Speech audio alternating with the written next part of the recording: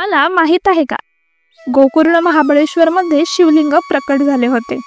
गोकर्ण महाबळेश्वर मंदिर हे एक जुनं पुराणकालीन भारतीय संस्कृतीमधलं आध्यात्मिक मंदिर म्हणजे स्थान आहे। या महाबळेश्वर मंदिरामध्ये अनेक भक्त हे दूरहून फक्त दर्शन घेण्यासाठी येत असतात। हे मंदिर कर्नाटक राज्यामध्ये गोकर्ण या पवित्र जागी विराजमान आहे। एक पुराण काळातील शिव मंदिर आहे।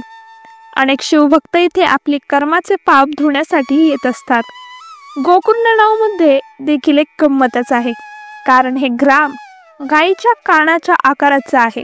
हे मंदिर भगवान शंकराच्या आत्मलिंगाशी जोडले गेले आहे। आता तुम्हाला प्रश्न पडला असेल, आत्मलिंग म्हणजे काय? तर आपण मंदिराच्या पुराण कथा पाहिल्या तर इथे भगवान शिव आणि 10 मुखी रावण यांचा उल्लेख येतो। जेव्हा रावण हा शंकराची प्रचंड भक्ती करत होता, पूजा आराधना करायचा, रावणाचं अपार भक्ती महादेवावर होती हे तुम्हाला सांगायलाच नको।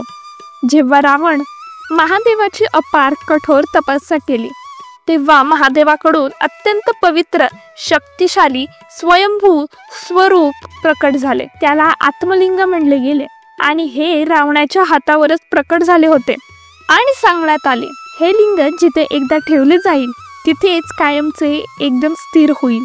तेव्हापासून ते शिवात्मलिंग हे रावणाच्या हातामध्येच होते। त्याची ताकद शक्ती खूप प्रभावशाली झाली होती। या गोष्टीला आळा घालण्यासाठी नारद मुनींनी युक्ती लढवली। गणपती बाप्पा हा ब्राह्मण वेशामध्ये अवतरित झाले आणि ते शिवात्मलिंग जमिनीवर उतरवले म्हणजेच ठेवले। ह्या पद्धतीने हे आत्मलिंग स्थिर झाले।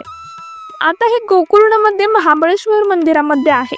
इथली अनोखी बाब म्हणजे हे स्थान आध्यात्मिक असून इथे चुंबकीय शक्ती सुद्धा आढळते। हे संशोधनात आढळून आले आहे। मंदिरात एकदम शांतता असल्याने मंदिराच्या लहरी देखील ऐकू येतात, ज्याने मानसिक शांतता अनुभवता येते। काही प्रमाणात इथे अति तीव्र ऊर्जेचा संचय होतो आणि आध्यात्मिक शांतीचा अनुभव देखील होतो। कुंभ राशीच्या जातकांनी आवर्जून येथे भेट द्यायला हवी, कारण कुंभ राशीचे ग्रह स्वामी देव हे शनी आहेत व शनिदेव हे महादेवाचे खूप मोठे भक्त आहेत। शनींची साडेसाती कमी करायची असेल तर शंकराच्या मंदिराला भेट द्या, अभिषेक केला तर उत्तमच राहील। कुंभ राशीच्या जातकांनी आध्यात्मिक वाटचालीकरिता नक्कीच गोकर्णाच्या महादेवाला भेट द्यायला हवी।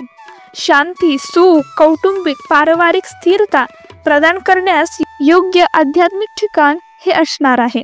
जर व्हिडिओतील माहिती आवडली असेल तर लाईक करा, सबस्क्राईब करा आणि तुमचे प्रश्न कमेंटमध्ये लिहा व पुढील व्हिडिओ कशावर हवा आहे ते सांगा। प्रश्न तुमचे, उत्तर आमची। स्क्रीनवर आलेल्या व्हिडिओवर क्लिक करा आणि पूर्ण व्हिडिओची माहिती घ्या। तोपर्यंत धन्यवाद। श्री स्वामी समर्थ। श्री गुरुदेव दत्त।